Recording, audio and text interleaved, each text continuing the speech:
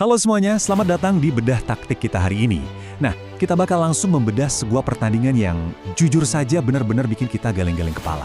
Sebagai analis sepak bola, jarang banget loh kita melihat dominasi yang begitu terstruktur dan rapi sejak peluit pertama dibunyikan. Di analisis kali ini, kita akan membongkar habis kemenangan telak 4-1 Prancis atas Norwegia di Stadion Boston. Tapi tunggu dulu, ini bukan sekedar laga biasa ya.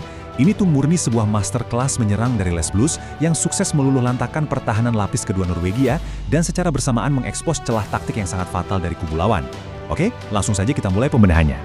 Untuk agenda kita hari ini, pertama kita akan bahas ledakan awal Prancis, kedua koneksi mematikan, ketiga rotasi ekstrim Norwegia, keempat momentum krusial yang terbuang, dan yang terakhir rekor dan prospek. Kita masuk ke bagian pertama. Ledakan awal Prancis, dominasi 20 menit pertama. Nah, bayangkan ini, Prancis memulai laga krusial ini tanpa pelatih kepala mereka, Didier Deschamps, yang sayangnya harus absen karena ibundanya berpulang. Tapi, bukannya kehilangan arah, para pemain Prancis justru tampil kesetanan sejak detik pertama. Mentalitas juaranya benar-benar solid. Coba bayangkan, hanya dalam 20 menit pertama, mereka mencatatkan 7 tembakan tepat sasaran. 7! Menurut data, ini adalah jumlah terbanyak yang pernah dicetak sebuah tim dalam rentang waktu tersebut di pertandingan Piala Dunia, setidaknya sejak statistik ini mulai dicatat pada tahun 1966. Benar-benar gempuran yang efisien dan tanpa ampun ya kan? Biar lebih kebayang betapa gilanya babak pertama, mari kita lihat timeline ini.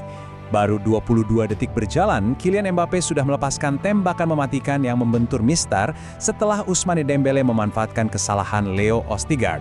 Serangan yang kilat banget. Nah, ini langsung disusul gol pembuka Dembélé di menit ke-7, lalu gol keduanya di menit ke-20. Memang sih, Norwegia sempat membalas lewat Telo Asgard yang keren banget berhasil melewati Dayot Upamecano buat menaklukkan kiper Mike Maignan, tapi Dembélé tidak tinggal diam. Dia langsung merespons dan melengkapi hat-tricknya di menit ke-32. Jadi praktis pertandingannya sudah selesai cuma dalam setengah jam saja. Luar biasa. Lanjut ke bagian kedua, koneksi mematikan. Kemitraan Mbappe dan Dembélé. Pasti kalian penasaran, apa sih yang memicu rentetan gol super cepat tadi? Kuncinya ada di chemistry. Pemahaman yang luar biasa antar pemain. Mbappe dan Dembélé mengeksekusi pola yang membongkar habis lapis kedua pertahanan Norwegia dengan sangat presisi. Menariknya nih, di laga ini Mbappe lebih sering mengambil peran sebagai fasilitator. Lihat saja gol pertama. Dia memberikan umpan terobosan yang super akurat ke Dembélé yang langsung memotong ke dalam dari kanan, dan boom, tembakan keras kaki kanan yang bikin kiper Egil Selvik cuma bisa pasrah. Pola yang mirip juga terjadi di gol kedua. Tapi bedanya, kali ini Dembélé pakai kaki kirinya buat melepaskan tembakan melengkung yang indah banget ke sudut jauh dari jarak 20 yard. Jadi, Mbappe bertindak sebagai arsiteknya, dan Dembélé adalah eksekutor berdarah dinginnya. Koneksi kelas dunia ini jelas terlalu tangguh buat diantisipasi. Sekarang coba kita lihat angka-angkanya. Meskipun Mbappe tidak mencetak gol di laga ini, pengaruhnya itu wow, absolut banget. Sejak debutnya di 2018, Mbappe kini sudah terlibat langsung dalam 20 gol Piala Dunia. Iya, 16 gol dan 4 assist. Buat ngasih perspektif ke kalian nih, dalam rentang waktu yang sama, sang legenda Lionel Messi mencatatkan 18 keterlibatan gol.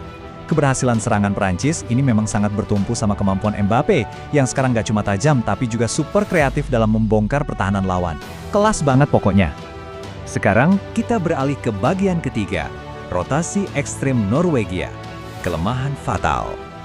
Oke, kita tahu sebuah masterclass taktik biasanya didukung oleh, blunder dari kubu lawan. Dan disinilah kita harus sedikit kritis sama keputusan pelatih Norwegia. Secara mengejutkan, mereka melakukan tepat 10 perubahan dari starting 11 laga sebelumnya. Kalian bayangkan saja, merombak nyaris satu tim penuh pas lawan salah satu tim terkuat di bumi. Dan yang lebih fatal lagi, sang mesin gol Erling Haaland cuma didudukan di bangku cadangan dari awal sampai akhir. Fakta mencatat, Norwegia ini cuma tim keempat dalam sejarah yang berani bikin 10 perubahan susunan pemain di satu edisi Piala Dunia yang sama. Mungkin idenya buat simpan tenaga jelang fase gugur lawan Pantai Gading ya. Tapi risikonya terbukti terlalu mahal. Nah, buat membuktikan seberapa fatal sih menyimpan Haaland itu, datanya nggak bisa bohong. Dalam 6 pertandingan kompetitif terakhir, di mana Haaland tidak jadi starter, Norwegia itu sama sekali belum pernah menang. 3 kali imbang, 3 kali kalah, 0 kemenangan. Tanpa adanya sosok focal point di lini depan yang bisa menahan bola dan memberi pressure ke bek tengah Prancis, Norwegia benar-benar kehilangan nyawa dan struktur permainan mereka secara keseluruhan. Berantakan banget. Kita masuk ke bagian keempat, momentum krusial yang terbuang. Peluang yang dilewatkan Norwegia. Kita semua tahu, dalam sepak bola, momentum adalah segalanya. Prancis itu sempat sedikit lengah loh di awal babak kedua, waktu pelanggaran Theo Hernandez ke Oscar Bob menghasilkan hadiah penalti buat Norwegia. Coba bayangkan, kalau penalti ini masuk, arah pertandingan bisa berubah total dan tekanan bakal balik ke Prancis. Tapi sayang seribu sayang, Jørgen Strand Larsen gagal menjalankan tugasnya. Kenapa? Karena ada Mike Maignan yang dengan super tenang bisa membaca arah bola dan menepisnya tepat ke sisi kiri bawah.